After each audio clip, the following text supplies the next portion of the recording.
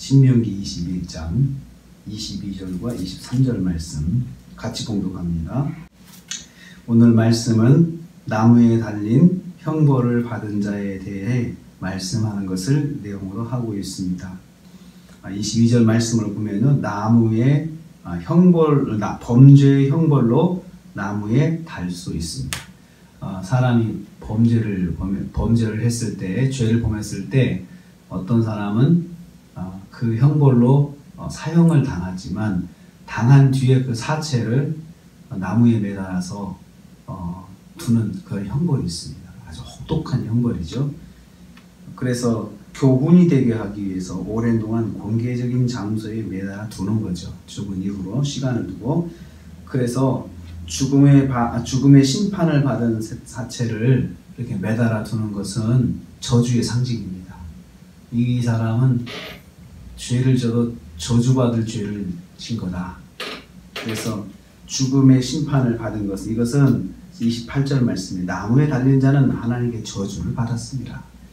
그래서 이 사람은 저주를 받은 사람입니다. 이것을 보여주는 것을 통해서 그 사람이 범한 범죄가 얼마나 끔찍한 것인지, 그리고 이를 통해서 나는 저런 범죄를 저지르지 말아야겠구나, 이렇게 교훈을 주기 위해서 아주 혹독한 그런 심판을 받게 하신 것입니다. 그러나 그렇게 저주를 받은 시체라 하더라도 당일에 장사를 지내야 된다. 그게 원칙입니다. 그날에 장사하여 그 사체가 밤새도록 그 땅에 있지 못하게 하기 위해서 그날에 장사 지내라. 이게 장사 지내는 원칙입니다. 왜냐하면 그 기업으로 주시는 땅을 더럽히지 말라. 땅이 더럽혀지기 때문에 사체로 인해서, 레위기에 보면은 짐승의 사체든 사람의 사체든 만지면 부정해진다고 그랬습니다. 그런데 그 사체가 그 땅에 있으면 그 땅이 또 부정해지는 거예요. 부정해지게 되면 어떻게 되냐면 하나님께 주시는 그 은혜와 복을 받지도 못해요. 그래서 사람이 부정해지면 하나님께 나갈 수가 없고요. 또 짐승도 부정해지면 제물로 바칠 수도 없고요. 땅이 부정해짐을 통해서 2차, 3차 부정이 생기거든요.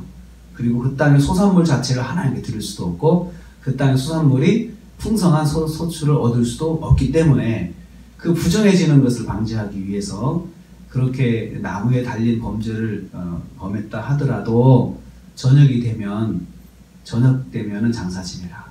당일에 장사를 지내라는 것입니다. 나무에 달린 사체는 당일에 장사하여 부정을 방지하라, 이렇게 말씀하신 거죠. 그런데요, 이 말씀과 이 율법이 예수님께 적용이 됩니다. 예수님께 적용이 되는데요, 갈라디아서 3장 13절 말씀에 보면은 이렇게 말씀하고 있어요. 그리스도께서 우리를 위하여 저주를 받으신 바 되어 율법의 저주에서 우리를 속량하셨으니 기록된 바 나무에 달린 자마다 저주 아래 있는 자라 하였습니다. 그러니까 예수님께서 십자가에 못 박혀 죽으신 것은 저주받은 죄를 졌다는 거예요. 저주를 받았다는 하나님께. 그래서 사도 바울은 그렇게 말하고 있어요. 우리를 위하여 저주를 받은 바 되사. 우리를 위하여 저주를 받은 바 되사. 그래서 십자가에 죽으셨는데 그날 운명하신 날에 아리마대 사람 요셉이 빌라도를 찾아가서 장사 지내게 해달라고, 그렇게 사체를 내달라고 요청을 하잖아요. 그런데 이것은 율법에 의한 것이죠. 바로 이 말씀에 의해서 아리마대 사람 요셉이 빌라도를 찾아가서 우리나라의 법은 이렇게 나무에 달린 자를 며칠간 막 놔두는 게 아니라 당신들은 로마 사람들은 십자가에 묶어가지고 사람을 처형했을 때 그냥 오랜 동안 방치를 하거든요. 그래서 사람들이 다른 공공장소에다가 십자가에 매달려서 방치해서 사람들로 하여금 교훈을 얻게 하는데, 이렇게 큰 죄를 범한 죄인이라 하더라도 그 당일에는 반드시 장사 지내는 것이 우리의 율법입니다. 그러니 이 사체를 내주십시오, 이렇게 요청을 합니다. 그때 빌라도가 내주죠. 그래서 예수님께서 당일에 장사 지낸 바 되신 것입니다. 예수님의 십자가의 죽으심은 저주받은 죽음을 상징하는 것이죠. 이 말씀을 근거로 해서, 그리고 또 이 말씀 때문에 예수님께서 당일에 또 장사 지낸 바 되었어요. 그리고 이 말씀을 통해서 볼 때 예수님의 죽으심은 저주받은 죽으심이구나. 그런데 그것은 바로 나의 죄를 속량하시기 위해서 대신 죽으신 죽음인데, 아주 그냥 혹독한 죽음을, 저주받은 죽음으로 내 죄를 다 담당하셨다는 것입니다.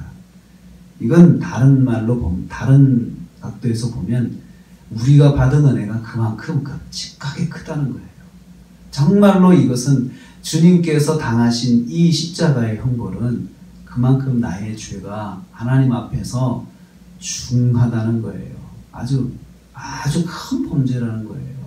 생명을 죽여서라도, 생명값, 죄의 삭은 사망이라 죽음으로 하나님 앞에 나가야 되는 그런 범죄인데, 예수님께서 그 범죄를 다 뒤집어 쓰시고 십자가 처형을 받으셨다. 그런데 그 죽음은 저주받은 죽음이었다. 예수님께서 무슨 죄가 있으셔서, 죄 없으신 예수님께서 나를 구원하기 위해서 그런 죽음으로 십자가에 죽으셨다는 것입니다. 바로 이 말씀이 유대인들은 십자가 형벌을 원래 하지 않습니다. 그래서 이 말씀을 실제로 적용한 경우는 그 성경에 이렇게 없습니다. 사울이 그 전쟁에서 죽어가지고 나무에 달려서 그렇게 전시된 이방인들이 그렇게 한 것은 있지만, 그때도 유대인들이 얼마나 고민을 했겠어요. 저렇게 매달아두면 안 되는데, 안타깝게 했을 거라는 생각이 들어요. 오늘 우리가 생각할 것은, 나는 참 하나님께 큰 은혜를 받은 사람이다. 내가 주님께 큰 은혜를 입은 사람이다. 주님께서 내가 받을 저주를 주님이 받으셔서 나를 구원하셨구나. 이 은혜를 우리가 기억하고 하루를 시작하기를 원합니다. 그래서 이 은혜를 생각하면서, 십자가의 은혜가 내게 있으니 내가 무슨 죄를 회개한들 용서받지 못할 게 없다는 거죠. 내가 다 십자가 앞에 나가면 주님이 다 받으시고 나를 용서하신다는 사실을 기억하시고, 십자가의 은혜 안에서 오늘 하루도 풍성한 은혜를 누리시고 승리하시는 하루가 되시기를 주님의 이름으로 축복합니다.